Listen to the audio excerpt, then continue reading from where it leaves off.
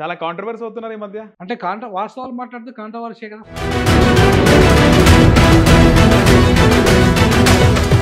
అంటే ఇండస్ట్రీ ఇక్కడ ఉండొద్దు. ఆంధ్ర వాళ్ళు ఆంధ్రాకెళ్ళిపోవాలా? సినిమా ఇండస్ట్రీ ఆంధ్రాకెళ్ళిపోవాలా అంటున్నారు. ఎందుకట్లా సడెన్‌గా? మీరెవరండి? నాకు అర్థం కాలేదు. ఇది Telangana cinema industry, Andhra cinema industry ఇది.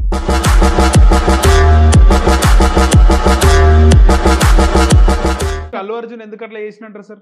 అహంకారం అండి. డబ్బు అహంకారము, వేల కోట్ల సంపద అహంకారము.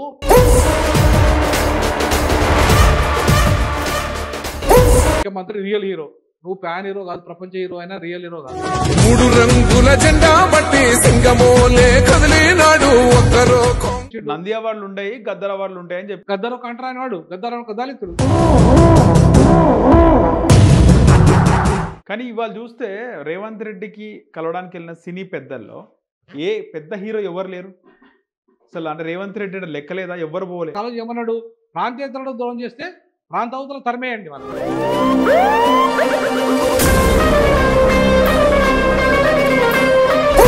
అమిత్ షా కేంద్ర మంత్రిగా ఉన్నారు. అలాంటి అమిత్ షా అపోజిషన్ పార్టీకి సంబంధించి మాట్లాడుతూ క్యా అంబేద్కర్ అంబేద్కర్ కహరే, ఊరికి అంబేద్కర్ అంబేద్కర్ అంటున్నారు. అంబేద్కర్ అంటే దేవుని తెలిస్తే మీరు స్వర్గానికి పోయి ఉండేవారు అని సెటరికల్గా మాట్లాడింది.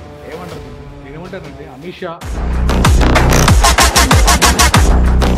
సార్ కేసీఆర్ తెలంగాణ వస్తే మారడోళ్ళను నొత్తా ఎలా కొడతా అని చెప్పి. దొంగ కేసీఆర్ ఒక దొంగదా. ఇప్పుడు మొత్తం తెలంగాణ తెలంగాణ హైదరాబాద్ మాదే కదా, మీది కాదు ఇప్పుడు. మీది కాదు ఇప్పుడు, ఆంధ్రలోది కాదు ఇప్పుడు.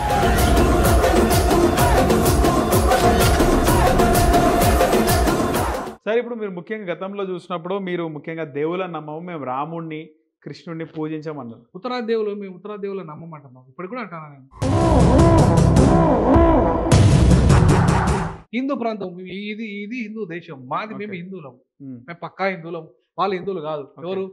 రాముడు హిందువు కాదు, కృష్ణుడు హిందువు కాదు, ఏమి బ్రాహ్మణులు హిందువులు కాదు.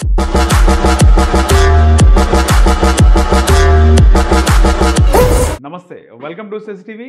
నేను నరేష్. ఈరోజు మనతో పాటు ప్రొఫెసర్ గాలి వినోద్ కుమార్ సార్ ఉన్నారు. సార్తో మాట్లాడదాం. సార్ నమస్తే. నమస్తే. చాలా కాంట్రవర్సీ అవుతున్నారు ఈ మధ్య. అంటే వాస్తవాలు మాట్లాడితే కాంట్రవర్సీయే కదా! అంటే ఇండస్ట్రీ ఇక్కడ ఉండొద్దు, ఆంధ్ర వాళ్ళు ఆంధ్రాకి వెళ్ళిపోవాలా, సినిమా ఇండస్ట్రీ ఆంధ్రాకి వెళ్ళిపోవాలా అంటున్నారు. ఎందుకట్లా సడన్గా? సడన్ ఏం లేదండి. ఇది మొదటి నుండి ఉన్న డిమాండ్. ఇవాళ కొత్తగా వచ్చిన డిమాండ్ ఏం కాదు. అసలు ఆంధ్ర రాష్ట్రం ఏర్పడ్డప్పుడే వెళ్ళిపోవాలి వాళ్ళకి. కానీ 10 ఏళ్ళు కామన్ క్యాపిటల్ ఉంది కాబట్టి అప్పుడు మనం గట్టిగా మాట్లాడే పరిస్థితి లేదు. ఎందుకంటే 10 ఏళ్ళ వరకు ఉండొచ్చు కదా కామన్ క్యాపిటల్ కాబట్టి. ఇప్పుడు కామన్ క్యాపిటల్ పరిధి కూడా అయిపోయింది కదా. 10 ఏళ్ళు కూడా అయిపోయినప్పుడు వెళ్ళాలి కదా, తప్పదు కదా. అక్కడ ముఖ్యమంత్రి గారు, ఉప ముఖ్యమంత్రి గారు కూడా రమ్మంటున్నారుగా. కానీ చాలా మంది ఇక్కడ నుంచి వెళ్ళిపోవడానికి వెళ్ళిపోండి హక్కు ఎవరికి లేదు. ఎందుకు అంటున్నారు వెళ్ళిపోండి అని చెప్పేసి? ఎవరైనా ఉండొచ్చు. ఈ తెలంగాణ అనేది ముఖ్యంగా హైదరాబాద్లో భారతదేశంలో ఉన్నటువంటి అన్ని భాషలు మాట్లాడే ప్రజలు ఇక్కడ ఉన్నారు. పంజాబీలు, మారడీలు, మలయాళీలు, కన్నడిగులు, తమిళులు, మహారాష్ట్ర వాళ్ళు అందరు ఉన్నారు. ఎందుకు వెళ్ళిపోమని హక్కు ఎవరికి లేదు కదా? మేము ఎవరినైనా వెళ్ళిపోమని హక్కు ఎవరికి లేదు. కానీ వీళ్ళు మొత్తం వాటా కొట్టేస్తున్నారు కదా. ఇప్పుడు తెలంగాణ వాటా ఆధిపత్యం చెలాయిస్తున్నారు అంటారు. అంతే కదా. ఆధిపత్యం సినిమా ఇండస్ట్రీలో మీరెవరండి? నాకు అర్థం కాలేదు. ఇది Telangana cinema industry, Andhra cinema industry ఇది కాదు కదా. ఇది తెలంగాణ ఇండస్ట్రీ కదా. ఇక్కడ ఉండడానికి మీకు ఉన్నదే, నివసించడానికి హక్కు ఉంది. ఉందా సార్ తెలంగాణ ఇండస్ట్రీ అని ఉందా? 100% తెలంగాణ ఇండస్ట్రీ ఇప్పుడు. ఎందుకు అంటే మొన్నటిదాకా కామన్ క్యాపిటల్ కాబట్టి 10 ఏళ్ళు మనకు చట్టం వర్తించేది. అప్పుడు గట్టిగా మనం పోమని అర్హత మనకు లేదు, హక్కు కూడా లేదు పూర్తి స్థాయి. కానీ ఇప్పుడు మీరు 42% వాటా రావాలని చెప్పేస్తే అది ఇవ్వలేదు. ఏది యాక్చువల్గా 42% 10 ఏళ్ళ వరకు ఇవ్వాలి. అది 4% కూడా ఇవ్వలేదు కదా. మీరు 42% వాటా ఎందుకు ఇవ్వలేదు తెలంగాణ వాళ్ళకు? మీరు ఇక్కడ ఉన్నారు కదా, ఇక్కడ భూమి తీసుకున్నారు స్టూడియోలు కట్టుకోవడానికి, ఇక్కడ సబ్సిడీలు తీసుకున్నారు, ఇక్కడ డబ్బు తీసుకున్నారు, బ్యాంకు లోన్లు తీసుకున్నారు, ఇక్కడ ప్రజలు పన్ను కడుతూ సినిమా చూస్తున్నారు. అంటే టికెట్ తీసుకుంటే పన్ను కట్టినట్టే కదా అర్థం. పన్ను కట్టి సినిమా చూస్తున్నారు మా ప్రజలంతా. మాకు 42% వాటాలో 4% కూడా వాటా ఇవ్వకపోతే నువ్వు 10 ఏళ్ళు మా ప్రాంతంలో వండుకుంటే మాకు వాటా ఇవ్వలేదు. సరే ఉమ్మడి ఆంధ్రప్రదేశ్లో అంటే అప్పుడు అందరిది, అప్పుడు పూర్తి స్థాయిలో ఇంత గట్టిగా అడిగే పరిస్థితి ఉండదు. కానీ ఒక ఒప్పందం వచ్చిన తర్వాత 42% వాటా ఇవ్వాలని చెప్పేసిన తర్వాత 10 ఏళ్ళు మీరు ఇవ్వకపోగా 4% వాటా ఇవ్వకపోగా కనీసం నీ యొక్క అభిమాని రేవతి చనిపోతే 14 రోజుల వరకు మీ వాళ్ళు ఎవరు రాలేదు, చూడలేదు. నీ అభిమాని పిల్లోడు చిన్న పిల్లోడు చావు బతుకుల హాస్పిటల్ ఉంటే పోయి మానవత్వం లేకుండా చూడలేదు నువ్వు. నువ్వేమి హీరోవు? అంటే ఆయనకు తెలియదు అంటుండు కదా సార్. నాకు ఎవరు తెలియదని అనే మాట అబద్ధం అండి. పోలీసు వాళ్ళే చెప్తున్నారు అక్కడ, మేము చచ్చిపోయిందని చెప్పి ఆయన హాస్పిటల్లో పడ్డాడని చెప్పేసి మేము ఆయన చెప్తా కూడా వినలేదు, అట్లే సినిమా చూసుకున్నా కూర్చుంది అని చెప్పేసి ఎవరన్నారు ఆ మాట? ఆనంద్, సివి ఆనంద్ అన్నాడు అండి, కమిషనర్ సివి ఆనంద్ అన్నాడు. ఓపెన్గా వాళ్ళు ప్రెస్ మీట్ పెట్టారు. మరి ఎట్లా తెలియదు అంటాను? వాళ్ళు వచ్చి మేమేం చెప్పినామని వాళ్ళు చెప్పినాక నువ్వు తెలియదు ఎట్లా అంటావు? అంటే అబద్ధం ఆడుతున్నట్టు కదా నువ్వు. తర్వాత ఇంటరాగేషన్. అల్లు అర్జున్ ఎందుకు అట్లా చేసినట్టు సార్? అహంకారం అండి, డబ్బా అహంకారము, వేల కోట్ల సంపద అహంకారము. ఇవాళ నన్ను కూడా ఏం చేస్తాలే, కేంద్ర ప్రభుత్వమే నాకు అండగా ఉంది. మర్చిపోతారు అనుకున్నారా? కాదు, కేంద్ర ప్రభుత్వం అండగా ఉంది, లేదా బీజేపీ అండగా ఉంది, మాకు బీఆర్ఎస్ అండగా ఉంది, మమ్మల్ని ఎవడు వాళ్ళకి డబ్బులు ఇచ్చి పడేసినాము సార్. అవన్నీ ఆలోచించినంటారు అల్లు అర్జున్? ఎవరు? అల్లు అర్జున్ కి పాలిటిక్స్ కి దూరం ఉంటాడు కదా సార్ ఆయన. ఎవరన్నారు పాలిటిక్స్ దూరం ఉంటారని? ఆయన ఆ పాలిటిక్స్ దూరం ఉంటాడు అయితే ఆయన పీకేతో పోయి మంత్రాన్ని ట్రై చేస్తాడు. ఓకే. ఇప్పుడు పీకే వాళ్ళ అందరికి అడ్వైజర్, లీగల్ అడ్వైజర్ ఎవరు? మన పవన్ కళ్యాణ్ కాదు, ఎవరైతే ప్రశాంత్ కిషోర్ చెప్పింది. ప్రశాంత్ కిషోర్ దగ్గరికి పోయిన కలవడానికి ఉద్దేశం రాజకీయాల కోసం కాకపోతే పర్సనల్ గా ఏముంటుంది ప్రశాంత్ కిషోర్. కాబట్టి ఇప్పుడు అల్లు అర్జున్ ఆయన ఇవన్నీ ర్యాలీ ఇవన్నీ కూడా ఒక ఫ్యూచర్ పొలిటికల్ రాజకీయాన్ని దృష్టిలో పెట్టుకొని చేసిండు. 100% అండి. ఇప్పుడు వీళ్ళంతా ఇవాళ సినిమా హీరోలంతా బాగా డబ్బు సంపాదించినాక ఏం చేస్తున్నారు? సినిమా పార్టీలు పెడుతున్నారు. ఎన్టీ రామారావు పార్టీ పెట్టాడా?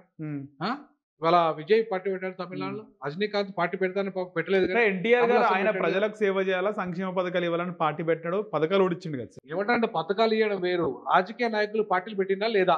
ఓకే, రాజకీయ పార్టీలు పెట్టిరా లేదా అంటున్నా. నేనేమంటే సినిమా హీరోలు పార్టీలు పెట్టినా లేదా?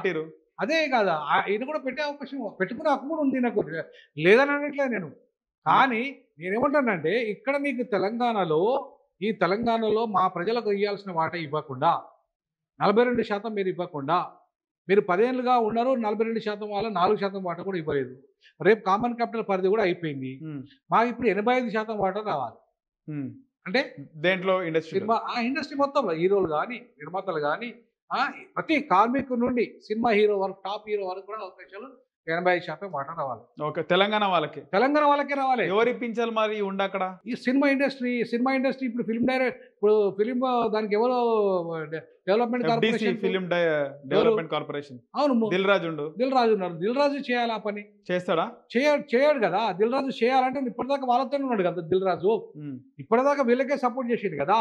ఇప్పుడు దిల్ రాజు గారు ఏం చేయాలంటే ఖచ్చితంగా తెలంగాణ వాళ్ళ వాటా తెలంగాణ వాళ్ళకి ఇప్పించే ప్రయత్నం చేయాలి. ఇప్పుడు ఆ కేసుల నుండి అల్లు అర్జున్ తప్పియడం కాదు నీ బాధ్యత ఏంది? నీ బాధ్యత ఇవాళ ఎవరైతే తెలంగాణకు అన్యాయం చేశారో, నువ్వు ఒక తెలంగాణ వాడిగా గతంలో 10 ఏళ్ళు 42% వాటాలో మాకు రావాలి, బడ్జెట్లో వాటా రావాలి, అన్నిట్లలో వాటా రావాలి, అది రావాలి. ఇప్పుడేమో 85% వాటా రావాలి. ఎందుకంటే చట్టపరంగా మాకు 80% వాటా రావాలి. ఓకే, మరి మాకు ఈ వాటా ఇప్పించే బాధ్యత ముఖ్యమంత్రి గారిది, సినిమాటోగ్రఫీ మంత్రిది, ప్లస్ ఇవాళ దిల్ రాజు గారు. ఈ ముగ్గురు చాలా కీలకంగా పనిచేయాలి. ఎఫ్డిసి అనేది ఇప్పుడే క్రియేట్ చేసిన సార్, ఇంతకుముందు ఉండేనా ఎఫ్డిసి? ఉన్నది పేరుకే తెలంగాణ ఎఫ్డిసి అనేది ఉంది. గతంలో కేసీఆర్ గారు హయాంలో లేదా? ఆయన ఎవరు గౌడ్ అంటే ఆయన ఒక ఎవరో ఉండే కదా దానికి. ఓకే, ఊరికే పేరుకు నామకే వస్తే. రామ్మోహన్ గౌడ సంథింగ్ ఉన్నారు, ఎవరో ఉండే. రామకృష్ణ గౌడ్. ఓకే, ఆయన చైర్మన్ ఉండేనా? ఎవరో ఉండే నా మొత్తానికైతే ఉండే, పేరుకు మాత్రమే ఉండే. ఉన్నదాని లాభం ఏంది? ఇప్పుడు కేసీఆర్ గారు 10 ఏళ్లలో తెలంగాణ సినిమా ఇండస్ట్రీని పట్టించుకోలేదు, అది జగమీనే వాస్తవము. రేవంత్ రెడ్డి గారు పట్టించుకోవడంలో భాగంగానే ఆయన మొన్న చాలా స్పష్టంగా చెప్పిండు, తెలుగు ఫిల్మ్ డెవలప్మెంట్ కార్పొరేషన్ ఏర్పాటైనప్పుడు చెప్పాడు, మేము తెలంగాణ వాళ్ళకి అవకాశాలు ఇవ్వదలుచుకున్నామని. గద్దర్ గారి పేరు మీద ఆయన అవార్డు కూడా ప్రకటించాడు. నంది అవార్డులు ఉంటాయి, గద్దర్ అవార్డులు ఉంటాయి అని చెప్పినాడు. 100%. మరి అంటే అర్థమైంది, గద్దర్ ఒక తెలంగాణ ఉద్యమకారుడు కదా, ఉద్యమకారుని గౌరవించింది కదా, కవిగా కళాకారుడు కదా. మరి అట్లాంటిది గౌరవించినప్పుడు ఆ అవకాశాలు ఆయన పేరు మీద పెట్టినప్పుడు మీరు ఇప్పుడు ఇంతవరకు దాన్ని స్వీకరించడానికి సిద్ధంగా లేరు. గద్దర్ ఒక అంటరాని వాడు, గద్దర్ ఒక దళితుల పేరు మీద అవార్డు పెడితే స్వీకరించిన వాళ్ళు మీరు ఎందుకు ఇక్కడ ఉండాలి? మా తెలంగాణ ఉన్నాయా సార్? ఇంకా 100-200% ఉన్నాయి అంటున్నా నేను.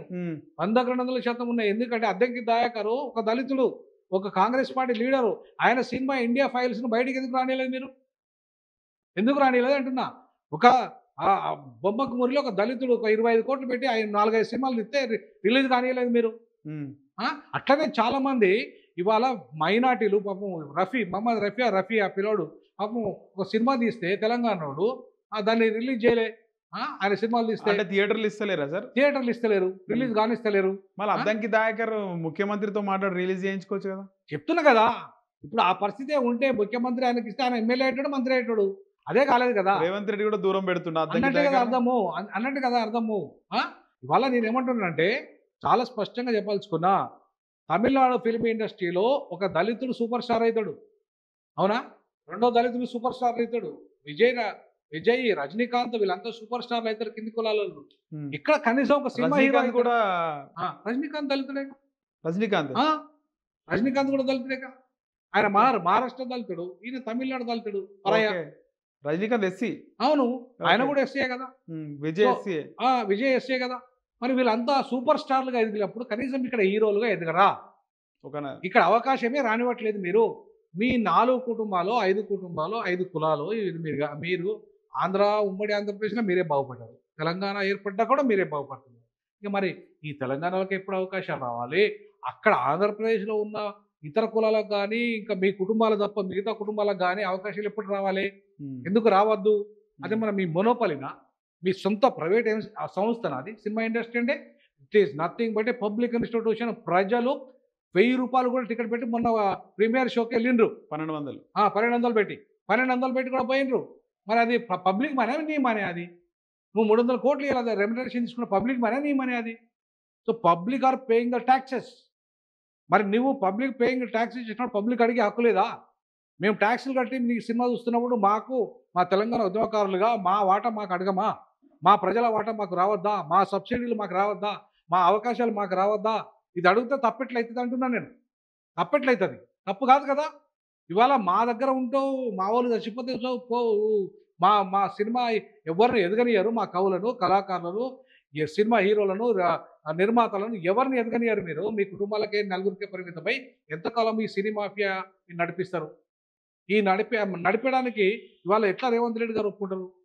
మా ముఖ్యమంత్రి కదా, మా ముఖ్యమంత్రి పేరే మీరు నువ్వు తీయడానికి ఇష్టపడినప్పుడు మా పర్మిషన్లు ఇచ్చిన పైసలు మాత్రం ముఖ్యమంత్రి పేరు తీయడానికి ఇష్టపడలేదా, లేకపోతే మర్చిపోయిందా? కావాలని తీయలేదో మర్చిపోయిండు. నువ్వైతే తీయలేదు కదా, ముఖ్యమంత్రి పేరు ఉచ్చరించలేదు కదా. అంటే పాలిటిక్స్, చాలా మంది పాలిటిక్స్ కి దూరంగా ఉంటారు కదా సార్, హీరోలు కూడా పట్టించుకోరు. ముఖ్యమంత్రి గౌరవ ముఖ్యమంత్రి పేరు చెప్పడానికి దూరంగా ఉంటారు ఎవరన్నా? ముఖ్యమంత్రి ముఖ్యమంత్రి అంటే ఇంకా కేసీఆర్ అనేది కొంచెం మైండ్ లో ఉంది కదా.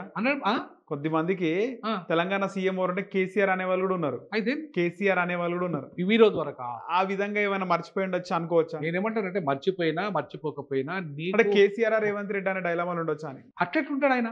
ఓకే, ఆయన ఎట్లుంటాడు? ఒక సినిమా ఇండస్ట్రీ ఇంటర్నేషనల్ హీరో నువ్వు, నీకు ఎవరు ముఖ్యమంత్రి తెలియదు? తెలంగాణకి, ఆంధ్రకి ఎవరు ముఖ్యమంత్రి తెలియదా నీకు?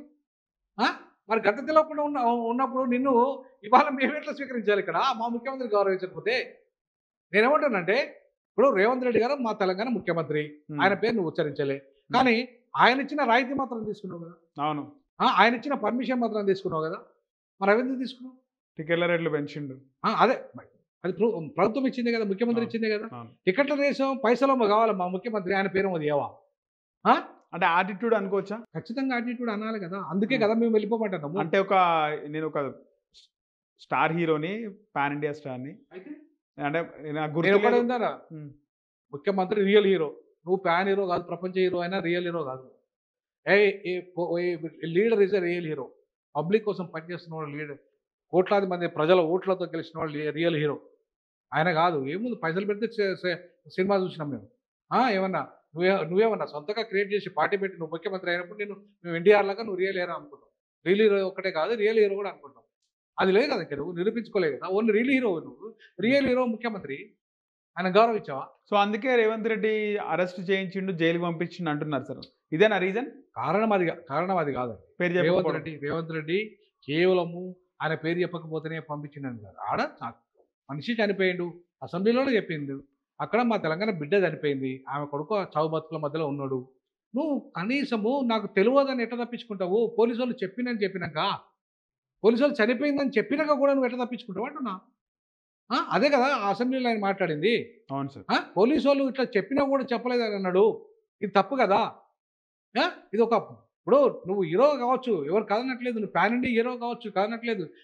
మా తెలంగాణలో ఫ్యాన్స్ లేరా? కోట్లాది మంది ఫ్యాన్స్ ఉన్నారు మా వాళ్ళు.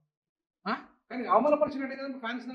కానీ ఫ్యాన్స్ పెద్ద ఫ్యాను ఆ పిల్లోడు, వాళ్ళ తల్లి ఫ్యాను, వాళ్ళ తండ్రి ఫ్యాన్, మీ ఫ్యాన్స్ అన్ని పైసలు పెట్టుకొని పాపం చిన్నగా పని చేసుకుని బతుకునేవాళ్ళు వాళ్ళంతా 1000 రూపాయలు టికెట్ పెట్టుకుని వచ్చి చూసిన వాళ్ళు చచ్చిపోతుంటే అంటే ఎందుకు అట్లా చేసినట్టారు సార్ అల్లు అర్జున్? అది అటిట్యూడ్ అయినది. ఆ, అంటే బయటకు వచ్చినా కూడా చెయ్యొప్పుకుంటూ పోయిండని కూడా అదే కదా, బయటకు విన్నాం. వచ్చినాక చేయకుండా పోవడం ఇట్లా ఇట్లా మనిషి చచ్చిపోయిన తర్వాత ఎట్లుంటుంది అది? మనకు ఎట్లుంటుంది చెప్పండి? అంటే లేదంటారా మరి సార్? మన ఇప్పుడు ఆయన కుటుంబ సభ్యులు అయితే చచ్చిపోతే ఆయన బాధ ఉండదు. ఉమ్. ఆయన కుటుంబ సభ్యులు కాదన్నట్టే కదా. నీ ఫ్యాన్ అంటే నీకు నువ్వేమో బయట పబ్లిక్ వచ్చి నా ఫ్యాన్ నా కుటుంబ సభ్యులు అన్నవి అనేక సందర్భాలు. అవును. మరి వాళ్ళ నీ ఫ్యాన్ నీ కుటుంబ సభ్యులు కాదన్నట్టే కదా అర్థం. అంటే నీ ఫ్యాన్ అంటే మాటల మట్టుకేనా సార్ అది? అది మాటల మాటల మట్టుకే. వరకే కదా, ఉమ్. మాటల వరకే కదా. నువ్వు నిజంగా చేష్టలు చేయమంటున్నావు కదా, నువ్వు మానవత్వాన్ని ప్రదర్శించమన్నావు కదా. నువ్వు పక్కన పెట్టి నీ ఫ్యానా కదా, పక్కన పెట్టి ఒక మనిషి చచ్చిపోయింది కదా, నీకోసమే కదా వచ్చారు వాళ్ళు, నీ సినిమా చూడడానికి వచ్చారు కదా వాళ్ళు. తప్పే అది. ఇప్పుడు ఫ్యాన్స్ అంత గుడ్డిగా ఉండడం కూడా నేను సమర్థించాను. నేను సమర్థించాను. అట్లాంటి గుడ్డిగా పోయి చావడానికి కూడా నేను సమర్థించాను. కానీ అది తప్పు జరిగినప్పుడు, అక్కడ ఇన్సిడెంట్ అనుకోకుండా జరిగినప్పుడు, యాక్సిడెంటల్గా జరిగినప్పుడు నువ్వు ఒక మనిషిగా ప్రతిస్పందించు. లేదంటే నీ ఫ్యాన్స్ను గౌరవించి పోవాలి కనీసం. అట్లీస్ట్ నీ ఫ్యాన్, అయ్యో నా ఫ్యాన్ చనిపోయింది, పోయి గౌరవించిపోయి కనీసం చూసి స్పందిస్తే. ఎవరు మా తెలంగాణ బిడ్డలు ఎంత మంచి వాళ్ళు తెలుసా? మిమ్మల్ని ఇప్పటిదాకా ఇంకా 10 ఏళ్ళు ఇక్కడనే ఉండనిచ్చారు. మా పొరగలు ఉస్మానియా పొరగలు నా స్టూడెంట్స్ పోయి ఏం ఖాళీ అక్కడ ఏం వేశారు? ఖాళీ కుండీలు వాళ్ళు కొట్టిన వాళ్ళు ఏమన్నా మిల్లు అది చేసిరా, ఇంకేమన్నా దాడి ధ్వంసం చేసిరా? అది కూడా 14 రోజులు మీరు పోయే పిల్లలు న్యాయం చేయలేదనే కదా వాళ్ళు పోయింది. లేకపోతే వాళ్ళు పోయేటోళ్ళు కాదు కదా. మరి అట్లాంటప్పుడు ఇవాళ ఇంకా మీరు మా 10 ఏళ్ళ కామన్ క్యాపిటల్ అయిపోయినా కూడా మీరు తిష్ట వేస్తారంటే మేము ఎందుకు ఊరుకోవాలంటే మేము తెలంగాణ కానీ ఉద్యమం. పెంచి పోషించింది కేసీఆర్ కదా సార్. కేసీఆర్ ఆయన గతంలో ఉద్యమం అయిపోయిన తర్వాత తెలంగాణ వచ్చే మూమెంట్లో ఆంధ్ర వాళ్ళకి ఏమైనా జరిగితే తన పంటితో తీస్తా అని చెప్పిండు. ఎస్ తర్వాత సినీ ఇండస్ట్రీతో ఎవ్వరు లేనంత విధంగా చాలా క్లోజ్గా ఉన్నాడు. ఎస్ కేసీఆర్ ఉన్నాడు, కేటీఆర్ అయితే చాలా క్లోజ్గా ఉన్నాడు. ఎస్ సో వాళ్ళు కూడా సపోర్ట్ చేస్తున్నారు కదా అప్పుడు. చేసిండ్రు కాబట్టి ఈ తప్పిదం జరిగింది. వాళ్ళు ఎందుకు ఎంకరేజ్ చేయలేదు తెలంగాణ వాళ్ళని మరి? వాళ్ళు తెలంగాణ వాళ్ళని ఎందుకు ఎంకరేజ్ చేయలేదంటే మా వాళ్ళ దగ్గర పైసలు లేవు, వాళ్ళ దగ్గర మస్తు డబ్బులు ఉన్నాయి, వీళ్ళకి పడేస్తా అంటే వీళ్ళు కుక్కలాగా బొక్క ఆశపడి వాళ్ళకి అవకాశాలు కల్పించారు. అట్లనే వాళ్ళకి సపోర్ట్ చేసారు. అప్పుడే కేటీఆర్ నిజంగా, హరీష్ రావు నిజంగా మా తెలంగాణ వాళ్ళకే కావాలి, మీరు పోయి మీ ప్రాంతాన్ని డెవలప్ చేసుకోవడానికి పంపిస్తే ఈ సమస్య ఉంటుందా? ఉండదు కదా. మా వాళ్ళకి అవకాశాలు వస్తాయి కదా. ఇవాళ ద్రోహం చేసింది మావాడే కదా, కేసీఆరే కదా, మావాడే కదా కేసీఆర్, తెలంగాణడే కదా. అందుకే కాలేజ్ ఏమన్నాడు, ప్రాంతీయతలు ద్రోహం చేస్తే ప్రాంత అవతల తరిమేయండి వాళ్ళని, కానీ ప్రాంతం వాడు ద్రోహం చేస్తే ఇక్కడనే పాత్ర పెట్టండి అన్నాడు. మరి పాలన ఏమంటున్నాము, మా ప్రాంతీయతలుడు అయిన అల్లు అర్జున్ మాకు అన్యాయం చేసిండు, ప్రాంతీయతలుడైన చిరంజీవి మాకు అన్యాయం చేసిండ్రు, ప్రాంతీయతలుడైన ఈ సినిమా ఇండస్ట్రీ అంతా మాకు అన్యాయం చేసింది ఆంధ్రలో, మేము ప్రాంతం అవతలం పొమ్మంటున్నాము. మా కాలేజ్ చెప్పినట్టు ప్రాంతం వాడే ఇవాళ మాకు ద్రోహం చేశాడు కాబట్టి నీకు అధికారానికి దూరం చేసినాం కేసీఆర్. మా ప్రజలు దూరం చేసినా లేదా? ఖచ్చితంగా ఇవాళ రేవంత్ రెడ్డికి అధికారం దూరం కాకుండా ఉండాలంటే ఈ ప్రాంతాన్ని, ఈ తెలంగాణ ఇండస్ట్రీని మీరు పట్టించుకోండి, మీరు వాళ్ళని డెవలప్ చేయండి, ఇక్కడ వాళ్ళని సినిమా హీరోలు చేయండి, అన్ని వర్గాలను. ఒక నీ రెడ్డి వర్గము, ఒక వెలమ వర్గము, ఒక విజయ్ దేవరకొండ ఒక వెలమ, లేకపోతే నితిన్ రెడ్డి మీ ఇద్దరికే కాదు పరిమితం కావద్దు సినిమా ఇండస్ట్రీ. తమిళనాడు తరహాలో అన్ని వర్గాలకు అవకాశాలు రావాలి. ఆ మోడల్గా రేవంత్ రెడ్డి ఉండాలి. రేవంత్ రెడ్డి గారిని నేను అదే రిక్వెస్ట్ చేస్తా ఉన్నాను. మీరు సమర్థులు, ముఖ్యమంత్రిగా కావాలనుకున్నారు, అయినరు. ఏ రకంగా అయినరు అవునా? మీరు అయినప్పుడు ఒక మోడల్ తెలంగాణని ఒక కులగన్న పేరు మీద దేశంలో ఎవరు చేయని విధంగా అన్ని సామాజిక వర్గాలకు న్యాయం చేస్తున్నప్పుడు సినిమా ఇండస్ట్రీలో కూడా అన్ని సామాజిక వర్గాలకు మీరు అవకాశాలు కల్పియండి అంటున్నాను నేను. సార్ మోడల్గా ఉండండి అంటున్నా. కానీ ఇవాళ చూస్తే రేవంత్ రెడ్డికి కలవడానికి వెళ్ళిన సినీ పెద్దల్లో ఏ పెద్ద హీరో ఎవరు లేరు అసలు. అంటే రేవంత్ రెడ్డి లెక్కలేదా? ఎవరు పోలే. జూనియర్ ఎన్టీఆర్ లేడు, ప్రభాస్ లేడు, మహేష్ బాబు లేడు, రామ్ చరణ్ లేడు. వాళ్ళందరూ అందుకే అక్కడికి తరలిపోతే మంచిది. మీరు ఇక్కడ ఎవరు కలుస్తలేరు అంటే రేవంత్ రెడ్డిని ముఖ్యమంత్రిగా చూస్తలేరా? అంటే ఇప్పుడు వాళ్ళ ఇదే జగన్మోహన్ రెడ్డి దగ్గరికి మెగాస్టార్ చిరంజీవి గారి దగ్గర నుంచి మీరు చూస్తే రాజమౌళి గారు, మహేష్ బాబు గారు, ప్రభాస్ గారు, ఉన్నలేని అగ్ర హీరోలు అందరూ పోయినారు అంతే. కానీ ఇక్కడ రేవంత్ రెడ్డి దగ్గరికి రావడానికి ఏంది వాళ్ళకి? ఆంధ్ర, తెలంగాణ ఆంధ్ర. తెలంగాణలో చిన్న చూపే కదా మొదటి నుండి వాళ్ళకి. గతంలో కేటీఆర్ తో మంచిగా ఉండే కదా. కేటీఆర్ తో మంచిగా ఉంటాయంటే వాళ్ళ సంబంధాలు వేరే ఉన్నాయి, ఈయన సంబంధాలు వేరే ఉన్నాయి. మరి ఈయనమ్మో తెలంగాణ కోసము ఇవాళ మొత్తంగా ఇవాళ పునర్నిర్మాణంలో భాగంగా కొంత మేలు చేస్తున్నాడు. అందశ్రీ ఒక దళితుడు మాదిగా ఆయన పాటను రాష్ట్ర పాటగా చేశాడు. అవును సార్, ఏంటో అద్భుతం. గద్దరు ఒక దళితుడు మాల సామాజిక వర్గం అంటే ఒక మాలకు ఒక మాదిగకు అత్యున్నతమైన అత్యున్నత. స్థితి కల్పించాడు కదా. మరి అట్లాంటప్పుడు గతంలో కేసీఆర్ దళితులు ముఖ్యమంత్రి చేస్తా అని చెప్పి దగా చేసిన కంటే కూడా 100% బెటరే కదా ఆయన. దళితులకు కొంత అవకాశాలు కల్పిస్తున్నాడు కదా. ఫస్ట్ ఒక దళితుడిని ఒక మాదిగను బీసీ వైస్ ఛాన్సలర్ 107 సంవత్సరాల ఉస్మానియా విశ్వవిద్యాలయానికి ఒక వైస్ ఛాన్సలర్ చేయగలిగింది కదా. ఒక vice chairman higher education council చేయగలిగింది కదా. కాసిం గారిని కాదు, higher education council. Okay, higher education council అంటే పెద్దది అది. దాంట్లో బీసీ మన professor Kumar arts college principal, ఒక కాలేజ్ ప్రిన్సిపాల్, అది వేరు. అది కాదు కదా. ఇప్పుడు అసలు అది ఆర్ట్స్ కాలేజ్ కూడా మొదటిసారిగా ఒక దళితులు అయింది కదా. అది కూడా మంచి అవకాశమే కదా.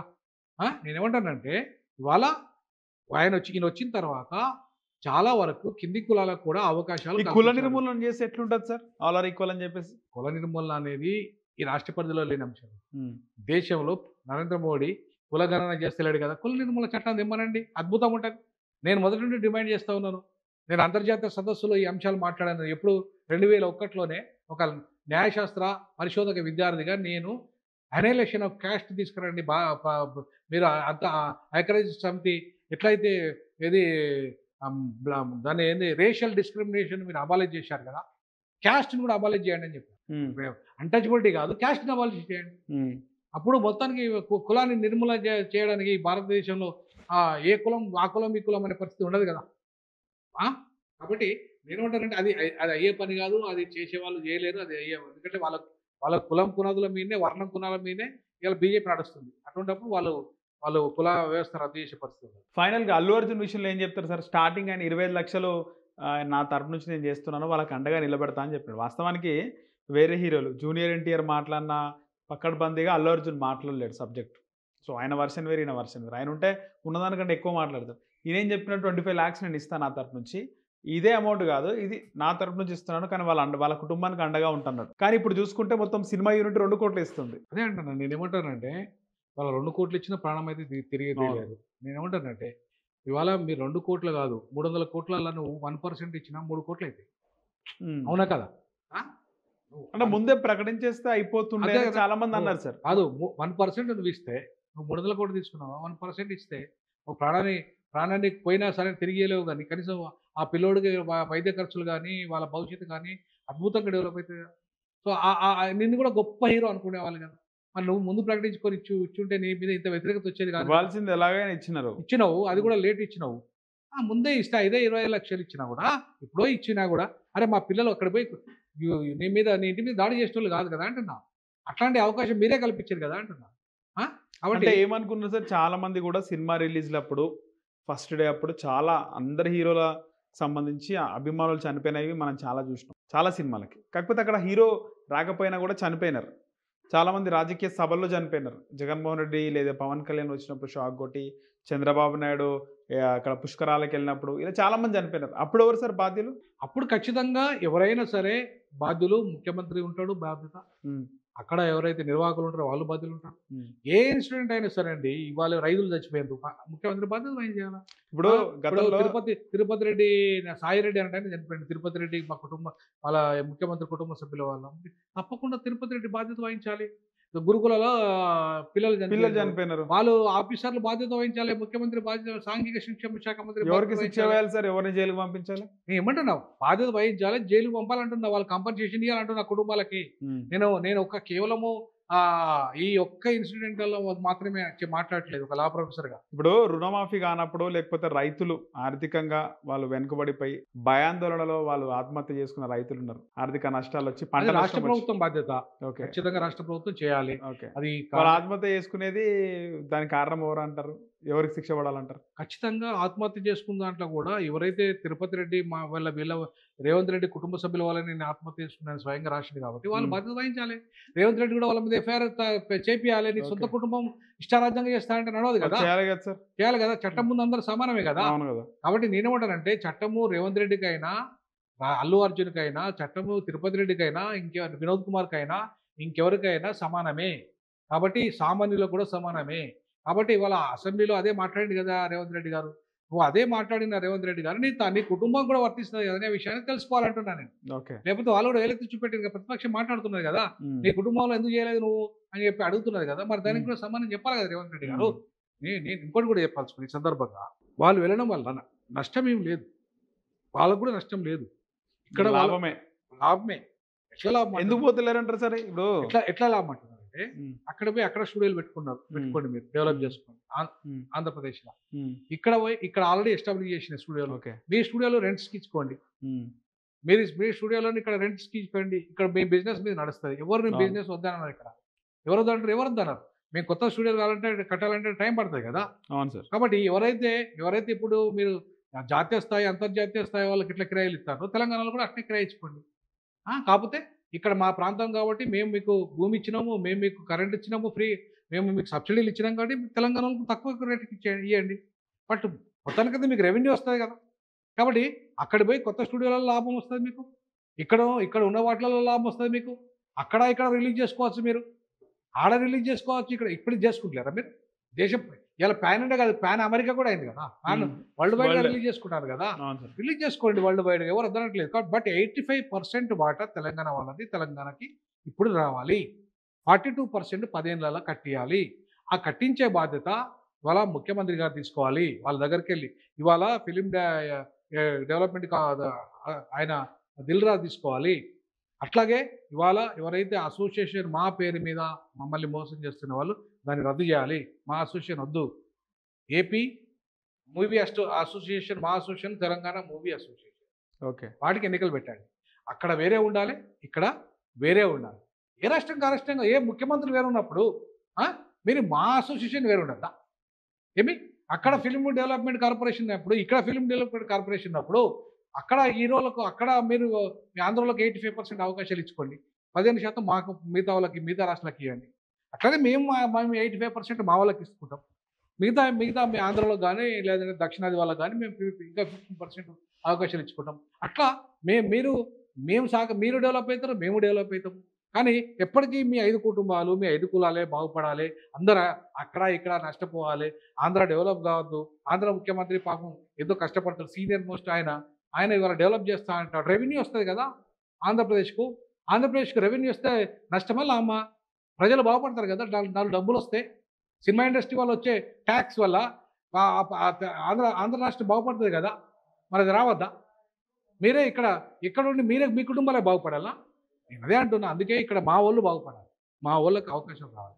అక్కడ పోయి మీ వాళ్ళకు కూడా అవకాశాలు ఇవ్వండి, మీ వాళ్ళు కూడా బాగుపడాలి. అవి రెండింటిని నేను కోరుకుంటాను.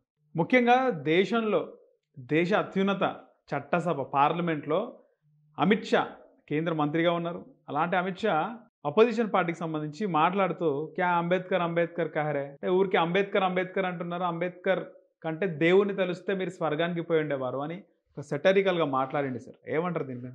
నేనేమంటానంటే అమిత్ షాకు ఏమాత్రం రాజ్యాంగ నిర్మాత మీద ఆయనకు నమ్మకం ఉందా? దేవుళ్ళ మీద ఆయన నమ్మకం వ్యక్తిగతం, కానీ రాజ్యాంగం మీద నమ్మకం ఎక్కువ ఉండాలి కదా. ఎందుకంటే ఈ రాజ్యాంగం అనేది అందరిది, దేవుడు వ్యక్తిగతం. ఏ దేవుడైనా నీ ఇష్టం, నీ దేవుడు ఆయన ఇష్టం, ఆయన దేవుడు.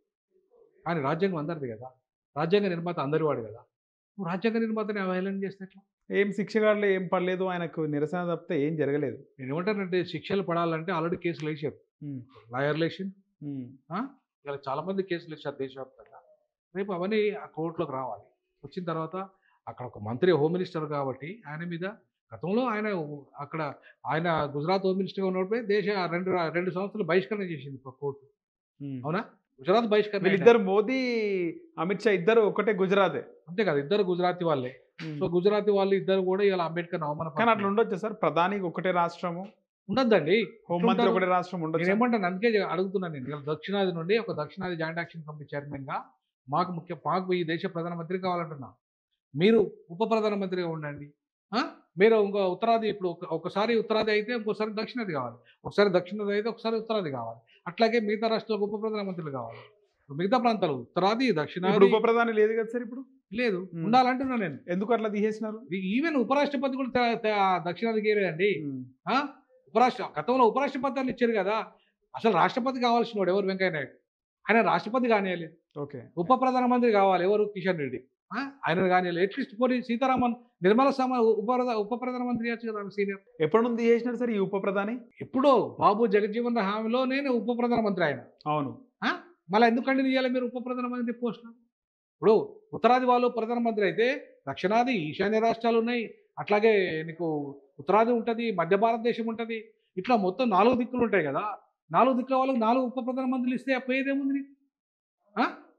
జగన్మోహన్ రెడ్డి 5గురిని ఉప ముఖ్యమంత్రులు చేశారు కదా. అప్పుడు ఒక్క రాష్ట్రానికి 5గురు ఉప ముఖ్యమంత్రులు ఉన్నప్పుడు ఈ దేశానికి 5గురు ఉప ప్రధానమంత్రులు ఉంటే తప్పేందంటున్నా? తప్ప ఏమన్నా? తప్పు కాదు కదా. కాబట్టి అట్లాంటి నియంతృత్వం వైపు ఇవాళ భారతదేశాన్ని మీ ప్రాంతం, మీ గుజరాత్ ప్రాంతం మాత్రమే అభివృద్ధి చెందాలి. మీ గుజరాత్ మినిస్టర్ ఉండాలి, గుజరాత్ ప్రధానమంత్రి ఉండాలి. మీ గుజరాత్ ఒక్కటే ఈ దేశంలో ఉందా? మీ గుజరాత్ జనాభా మీరెంత? మీ కాంట్రిబ్యూషన్ ఎంత? మా కాంట్రిబ్యూషన్ ఈ దేశంలో ఎక్కువ. ఉత్తర భారతదేశం కంటే ఈవెన్ మీ గుజరాత్ కంటే మా ఆంధ్రప్రదేశ్ ఉమ్మడి తెలుగు రాష్ట్రాల్లో కాంట్రిబ్యూషన్ ఎక్కువ. ఈ దేశంలో 40% మేము పన్నులు కడుతున్నాం. కానీ మమ్మల్ని అణిచివేస్తున్నారు. ఆ ప్రాంతాన్ని మమ్మల్ని అవమానిస్తారు. అమిత్ షాకి సంబంధించి బాబాసాహెబ్ అంబేద్కర్ అవమానిస్తున్నారు. ఆయన ఈ దేశానికి 2వ రాజధాని హైదరాబాద్ కావాలన్నాడు. ఎందుకు చేయలేదు మీరు? అమిత్ షా ఎందుకు చేయలేదంటున్నా? ఈ దక్షిణాదికి హైదరాబాద్ను దేశానికి 2వ రాజధాని చేయలేదు. మీరు సినిమా ఇండస్ట్రీ వాళ్ళు ఎందుకు అడగలేదు అంటున్నా. ఇవాళ నేను తెలుగు ఇండస్ట్రీ పేరు మీద మీరు ఉన్నారు కదా ఇప్పటిదాకా. తెలుగు ఇండస్ట్రీ వాళ్ళు మీరు ఎందుకు హైదరాబాద్ను దేశానికి 2వ రాజధాని అడగలేదు? మేము కొట్లాడుతుంటే మాకెందుకు సపోర్ట్ చేయలేదు? వాళ్ళు డబ్బులు కావాలి అంతేనా? అంతే కదా. ఇప్పుడు 2013లో కామన్ క్యాపిటల్ అని చర్చ జరిగింది. నేను 18 మంది ఎంపీలతో అక్కడ చర్చ పెట్టాను. 2 తెలంగాణ ఎంపీలు కూడా వచ్చారు. నేను 2013లో కాన్స్టిట్యూషన్ క్లబ్ ఢిల్లీలో. అప్పుడు ఆంధ్ర ఎంపీలంతా కూడా కామన్ క్యాపిటల్ వద్దు, కామన్ క్యాపిటల్ వద్దు, తెలంగాణ రాదు, నాకు సెకండ్ క్యాపిటల్ కావాలన్నారు. కానీ తెలంగాణ వద్దన్నారు. నేనేమన్నా తెలంగాణ ఇస్తారా బాబు? మీకు సెకండ్ క్యాపిటలే అయ్యారు. మీరు సెకండ్ క్యాపిటల్ అడగండి. తెలంగాణ రాష్ట్రానికి రాజధానిగా హైదరాబాద్ ఉంటుంది. అట్లాగే దేశానికి 2వ రాజధానిగా ఉంటుంది. ఢిల్లీ రాష్ట్రానికి రాజధానిగా ఉంది కదా, దేశానికి ఫస్ట్ రాజధానిగా ఉంది కదా. హైదరాబాద్ కూడా అంతే కదా. హైదరాబాదు తెలంగాణకు రాజధానిగా ఉంటుంది, దేశానికి 2వ రాజధానిగా ఉంటుంది. అప్పుడు మిమ్మల్ని ఎవరు వెళ్ళిపోమన్నారా బాబు? ఆంధ్ర వాళ్ళని ఎవరిని వెళ్ళిపోమన్నారు? ఎందుకంటే దేశ రాజధాని కదా ఇది, అందరూ ఉండే హక్కు ఉంటుంది కదా. మరి అటువంటి అప్పుడు ఇలా ఎవడో గుజరాత్ వాడు, రాజస్థాన్ వాడు, పంజాబ్ వాడు, హర్యానా వాడు అందరూ ఇక్కడ ఉండగా లేదు. మన ప్రాంతాన్ని దోచేస్తున్నారు. వాళ్ళంతా లక్షల కోట్ల బిజినెస్ అంతా వాళ్ళదే. మార్వాడి, గుజరాతీ, రాజస్థానీ, ఢిల్లీ, పంజాబ్ వీళ్ళంతా వాళ్ళే కదా దోచేస్తున్నారు. ఒకప్పుడు అన్నాడు కదా సార్ కేసీఆర్, తెలంగాణ వస్తే మారడోళ్ళను ఎలా కొడతా అని చెప్పి. దొంగ కేసీఆర్ ఒక దొంగదా. ఆయన ఈ దొంగ మాటలు తప్ప నిజాయితీ ఒక్కటి లేదు ఆయనకు. నిజంగా అప్పుడు ఎల్లగొట్టే అంటే తెలుగు వాళ్ళని కాకుండా వేరే భాష వాళ్ళని ఎల్లగొట్టే పరిస్థితి ఉండేనా తెలంగాణ హెసిటేషన్? నేను ఏమంటానంటే ఖచ్చితంగా తెలుగు వాళ్ళను, దక్షిణాది వాళ్ళని ఇక్కడే ఉంచి ఉత్తరాది వాళ్ళని నిలగొడితే హైదరాబాద్ 100 రెట్లు బాగుపడుతుంది, ఢిల్లీ కంటే 100 రెట్లు బాగుపడుతుంది. ఎందుకంటే ఎందుకు వాళ్ళకి చాలా మందికి ఓటు హక్కు కూడా ఉండొచ్చు. నేను చాలా మందిని చూసిన, పంజాబ్ వాళ్ళు కానీ మహారాష్ట్ర వాళ్ళు కానీ ఇక్కడ ఉన్న వాళ్ళు చాలా మందికి ఓటు హక్కు లేదు. ఇలా అందుకే ఏం చేశాడు, అయినా కూడా వాళ్ళు ఉంటున్నారు. వాళ్ళ వల్ల ప్రభుత్వాలకు కూడా ఉపయోగం లేదు. అసలు పన్నులు కట్టరండి వాళ్ళు. మరి ఎందుకు ఈ విధంగా ప్రభుత్వానికి బీజేపీ డబ్బులు కడతారు కానీ ఎలగొడతాను కదా. రాజస్థాన్ లో ఎలగొడతాను, పంజాబ్ వాళ్ళని, మహారాష్ట్ర వాళ్ళని ఇక్కడ నుంచి పంపించేస్తాను. నేను ఏమంటాను అదే అంటున్నా, వాళ్ళని పంపాలి మనం. ఎందుకు పంపిలే అంటారు? పైసలు ఇచ్చారు ఎవరు? పార్టీలకు. కేసీఆర్ పార్టీ పైసలు ఎవరు? ఈ మారోడి వాళ్ళు, ఉత్తరాది హెడ్. ఇప్పుడు వీళ్ళు కూడా ఇచ్చారు. ఈ 5 సినిమా కుటుంబాలు కూడా ఇచ్చారు. కాబట్టే కదా వాళ్ళ నుంచి నువ్వు. నేనేమంటానంటే మన తెలుగు వాళ్ళని వెళ్ళిపోమన్నాం. ఎందుకంటే నేను అన్నదమ్ములా విడిపోదాం, ఆత్మబంధువులు కలిసి ఉందామని చెప్పిన వ్యక్తిని. తెలంగాణ ఉద్యమంలో ఉస్మానియా కేంద్రంగా సీరియస్గా ఉద్యమంలో పాల్గొన్న ప్రొఫెసర్ ఉంది. అట్లాంటి ప్రొఫెసర్ను నేను ఏమని నినాదం ఇచ్చిన? శాస్త్రీయంగా విడిపోదాం, అన్నదమ్ములా విడిపోదాం, ఆత్మబంధువులా కలిసి ఉందాం. ఇక అన్నదమ్ములు పంచుకున్నంత మాత్రాన విడిపోతారా? కుటుంబం మొత్తం విడిపోదు కదా. అట్లే తెలుగు వాళ్ళుగా మనం 2 రాష్ట్రాలు ఏర్పడినంత మాత్రం మనం విడిపోతామా? వద్దు, విడిపోవద్దు.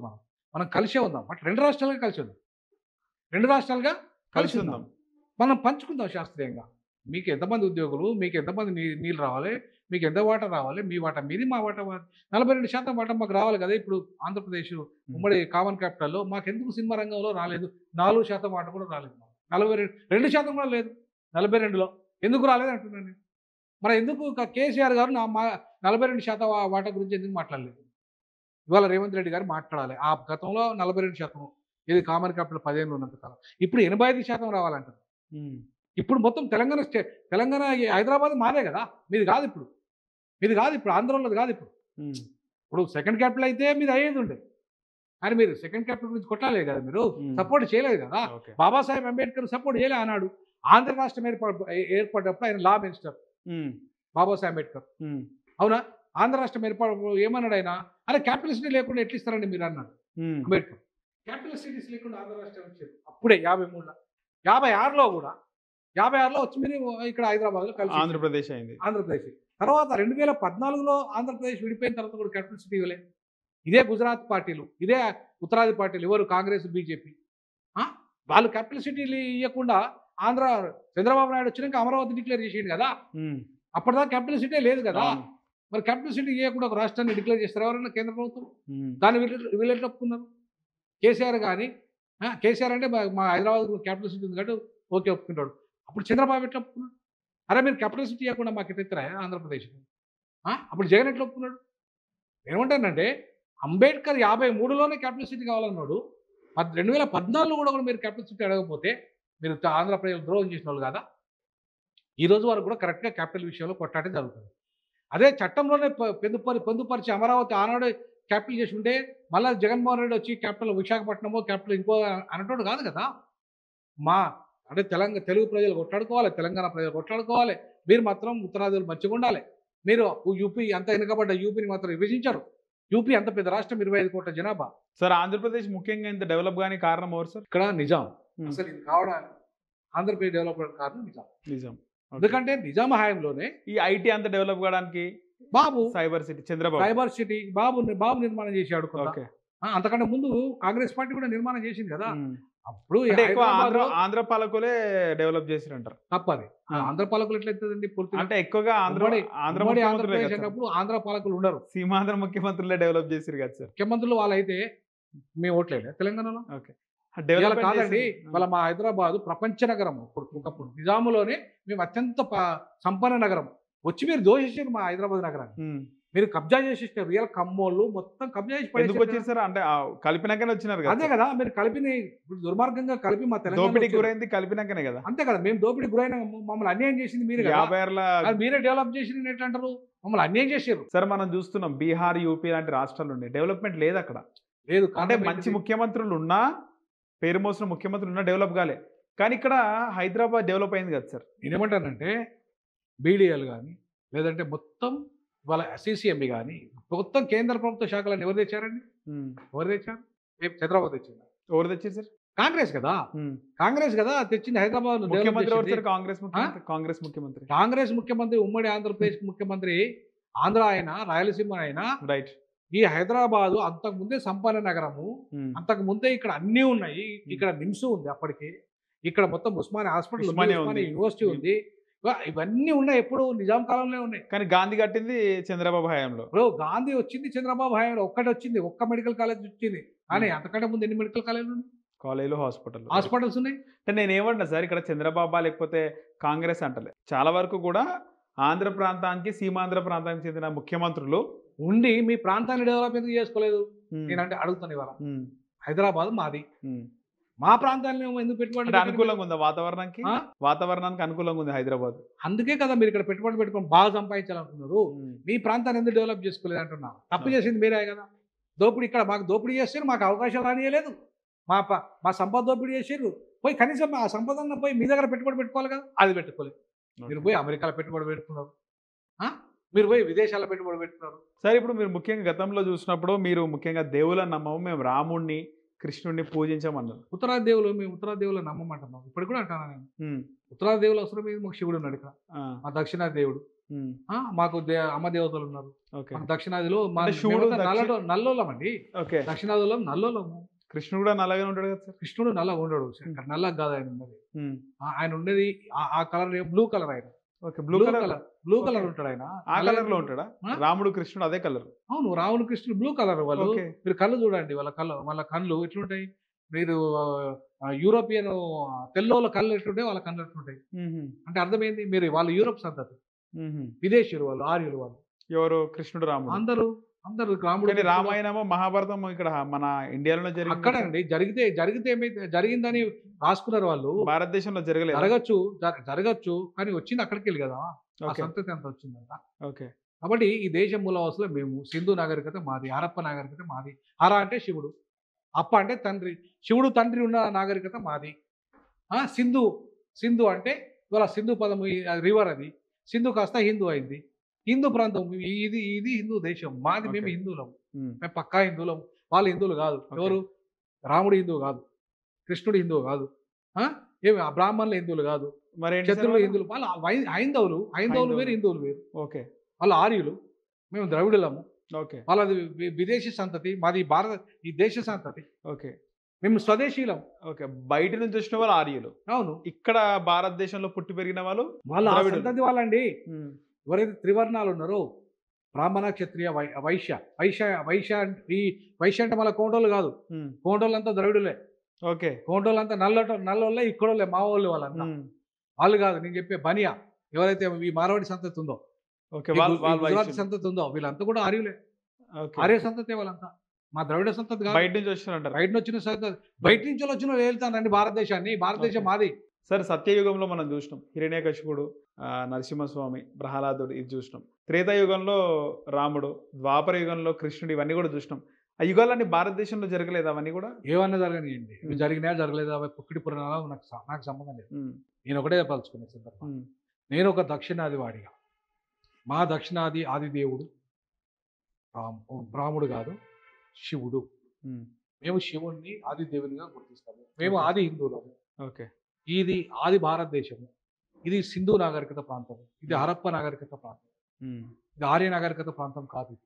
ఓకే కాబట్టి మేము ఈ దేశ మూలవాసులు. ద్రవిడ అంటే ఓన్లీ సౌత్ సార్ లేకపోతే ఇండియా కూడా? లేదు, ఇండియాలో ఉన్న సింధు కాంచెలు మొదలుకుంటే ఓకే అవన్నీ కూడా ద్రవిడ. అదే ద్రవిడ కిందనే వస్తాయి. ద్రవిడ. ఇండస్ వ్యాలీస్ అండి. సింధు అంటే ఇండస్ వ్యాలీ. అవును Indus valley. Indus valley is nothing but ద్రవిడ.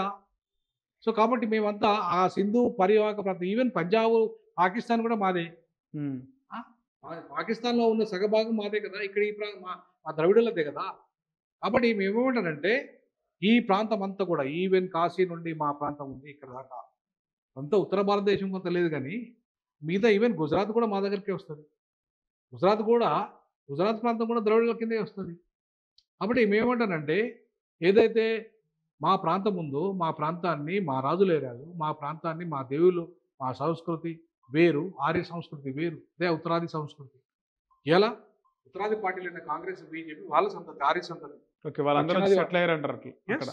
మేము అదే స్వయంగా రాహుల్ గాంధీ చెప్పాడు, నేను ఆర్య బ్రాహ్మణులని. ఉమ్, మేము ఆర్యులం అని చెప్పాడు రాహుల్ గాంధీ. ఓకే వాళ్ళంతా ఆర్య సంతతి. కాబట్టి ఆయన ద్రవిడులు కాదు, వీళ్ళు ద్రవిడులు వేరు, ఆర్యులు వేరు. ఇవాళ ఖర్గే చెప్పాడు మేము ద్రవిడులము అని చెప్పాడు. మేము ఆయన కర్ణాటక అతను. అదే రాహుల్ గాంధీ చెప్పాడు మేము ఆర్యులమని. అదే కాంగ్రెస్ పార్టీలో ఆర్యులు ఆధిపత్యం చేస్తున్నారా, ద్రవిడులు చేస్తున్నారా? అదే బీజేపీలో ఆర్యులు చేస్తున్నారు, ద్రవిడులు చేస్తున్నారు ఆధిపత్యం. సో ఈ ఉత్తరాది పార్టీలలో ఆర్యులే చేస్తారు. రైట్. కాబట్టి దక్షిణాది పార్టీలలో ద్రవిడులు చేస్తారు. సార్ భారతదేశ రాజ్యాంగ నిర్మాత బాబాసాహెబ్ అంబేద్కర్, ఆయనకు భారతరత్న కూడా ఇవ్వడం జరిగింది. కాంగ్రెస్ పార్టీగా అది ఇచ్చింది. చేయలేదు. కాంగ్రెస్ పార్టీ అధికారంలో లేదు అప్పుడు. ఓకే ఎవరు ఇచ్చినారు సార్? అప్పుడు ఇచ్చింది విపి సింగ్ ప్రభుత్వం. విపి సింగ్ జనతా పార్టీ ఇచ్చింది. జనతా. అవును. ఓకే అప్పుడు జనతా పార్టీలో భాగస్వామ్యంగా బీజేపీ ఉంది. ఇంకా ఇండైరెక్ట్ గా బీజేపీ ఇచ్చినట్టు లెక్క. అంటే జనతా పార్టీతో కలిసి ఉన్నది కదా, కాంగ్రెస్ ఇచ్చినట్టు కాదు. ఓకే సో ఆయన కూడా ఒక పార్టీ పెట్టినారు. ఎవరు? బాబాసాహెబ్ అంబేద్కర్ గారు ఒక పార్టీ పెట్టినారు, రిపబ్లికన్ పార్టీ సంథింగ్. ఆ పార్టీ పెట్టినారు, తర్వాత ఇంకో పార్టీగా మార్చినారు. ఆయన మూడు పార్టీలు పెట్టాడు ఆయన. ఓకే 3 పార్టీలు. 3 పార్టీలు. ఎందుకు సార్ ఆ 3 పార్టీలు పెట్టవలసి వచ్చింది? ఆయన జాతి ఎందుకు ఆయన వెంటలేదు? ఏం జరిగింది? ఎవరైనా లేదని ఉన్నది, ఆయన జాతి ఆయన వెంట ఉన్నది కాబట్టి ఇప్పటికీ కూడా కోట్లాది మంది. లైట్ ఉన్నప్పుడు ఆయన పార్టీని ఎందుకు నడపలేకపోయినాడు? మళ్ళీ పార్టీని ఎందుకు పార్టీ అనేది వేరండి. ఇప్పుడు బాబాసాహెబ్ అంబేద్కర్ అంత పెద్ద ప్రపంచ మేధావినే కాంగ్రెస్ పార్టీ ఓడగొట్టింది అటెండర్తో. అవునా? ఇలా నేను కూడా 2015 పోటీ చేసిన ఎంపీగా ఒక ప్రొఫెసర్.